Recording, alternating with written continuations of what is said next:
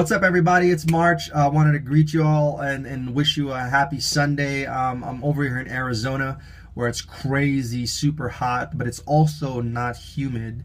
So it's a nice change for those of us who are still not used to humidity over in the East Coast. I wanted to take a moment to thank Vanessa. Vanessa, thank you for visiting us and for leading worship for our church.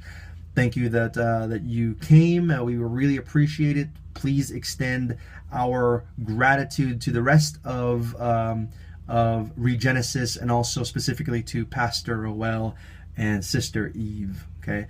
For everybody else, also, just, we'll see you soon. I'll see you probably next week, God willing. So, don't hold your breath too long. I wanted to cover a what seems like a cliche topic, and that's love. And really what I'm going to talk about is what love is not. And so before I kind of get into the specifics of it, I wanted to develop it like this. For those of you who have ever been in a military range, whether you're shooting a tank or a rifle or a pistol, there is this, this understanding of what's called lateral limits. So when you first get in there, they tell you, this is the area where you're supposed to fire, but this is your left lateral limit and your right lateral limit. And all that means is that they want you to know it's okay to shoot here, but if you get too far to the left or to the right, it becomes dangerous. So there's markers out there. They tell you, they point it out, that's your left lateral limit, that's your right lateral limit, and don't go too far across that, and don't go too far across the other way. Okay, so in effect it tells you you have the freedom here, but you also have limits for the sake of safety, because there's other people on the other ranges, there's different things happening over there. So just be aware. What's interesting about that, now we're going to kind of reel that in and talk about love. There are also what's called descriptions of what love is not. So most of you have probably heard 1 Corinthians chapter 13, right? They quote it in weddings all the time. Most people understand that as the love chapter, right? So love is patient, love is kind. And what we don't notice, or don't take the time to notice, is immediately right after that phrase, love is patient, love is kind, Paul goes into an explanation of what love is not.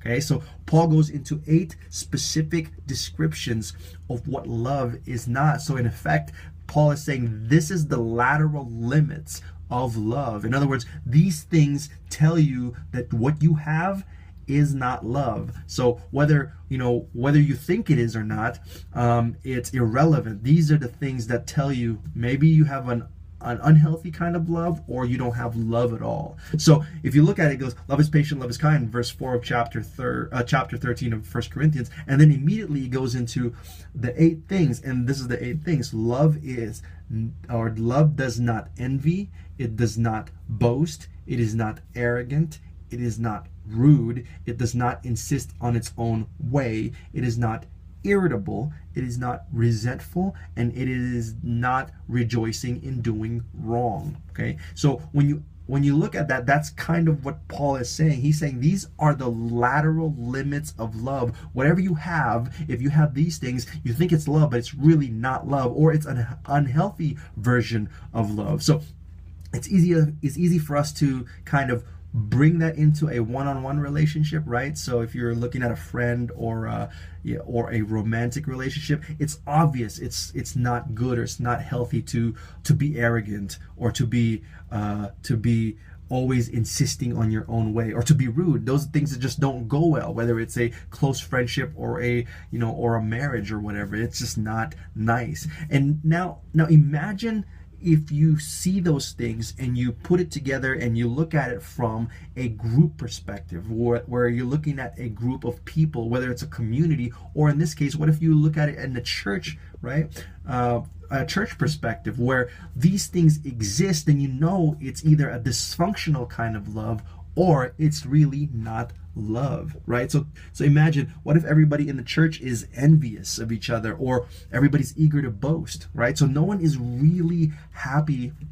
for each other's accomplishments or even their possessions. They're just waiting to overtake them or to one up them, right? So someone buys this this awesome thing and everybody seems to be happy, but the next week someone bought something better, right? It's kind of keeping up with the Joneses, but in a competitive sense. Or someone accomplishes something and, no one's really genuinely happy for them. They just want to find out or persevere to overpass them, right? That's not love, and it's not a nice environment where everybody's always competing with each other, right? You've probably seen that. Or what about an environment where everybody is arrogant or rude, right? Everybody feels superior to each other, right? They're always proud. They're always thinking about how much better they are. Or in the other sense, everybody is rude to each other. It's not a nice environment.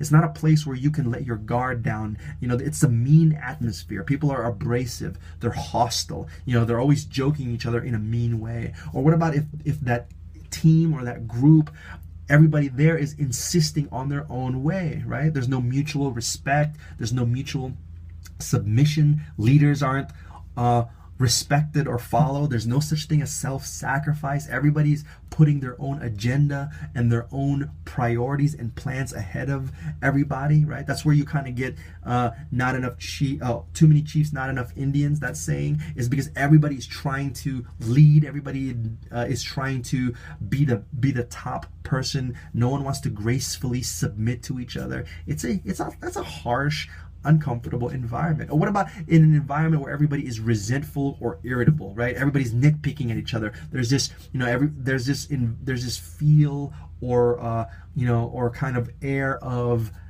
people being overcritical of each other, right? So no one's really happy for each other. They're just, that if you say something or you do something, someone's gonna criticize it, right? You can't just be happy. So you always gotta find something that's nasty or irritating. So everybody's annoyed of each other. Everybody's frustrated with each other. No one really shares, their accomplishments. Everybody kind of gets cloistered in their own corner because no one wants to be criticized. Or what about the last description of what love is not? And that is, to be rejoiceful or rejoicing over wrongdoing. In other words, evil is celebrated. So it could kind of be disguised in a place where everybody accepts each other, right? No one says, oh, that's wrong. No one says, don't do that. Everything's okay. But really what that is an environment where wrongdoing is celebrated, right? So it's obvious that there's corruption. It's obvious that everybody's okay with even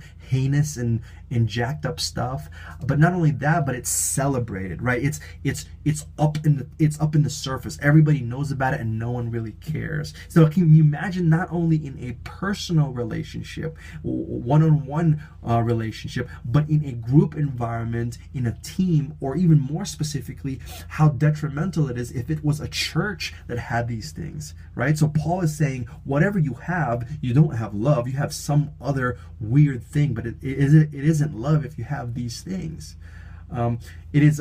What's interesting, it's a stark contrast to how Jesus explains our relationship and our interaction with each other. So John chapter 13 verses 34 to 35, Jesus says, I have a new command for you, that you love one another, and that the way I love you, that's how you should love each other. And by this, all people will know that you are my disciples, if you love each other, right? That's amazing. That's a gauge for any kind of group, team, environment, any kind of community, right?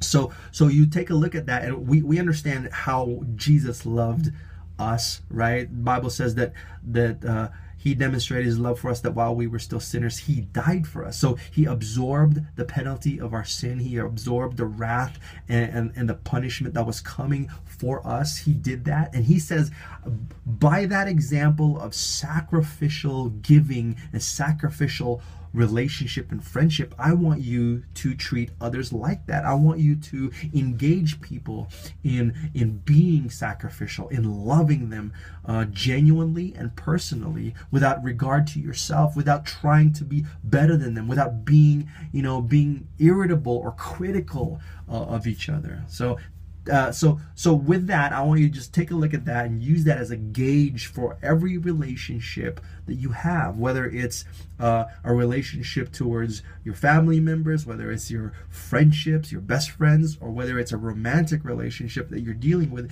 Take a look at these 8 things and find out these are the lateral limits of love. These are the things that tell you this is not love. And by knowing that, you can correct it, and we can model after the picture that Jesus has displayed for us. Okay? Hope everything's going well with you all. Have a great week. I'll see you soon, God willing. Take care. God bless.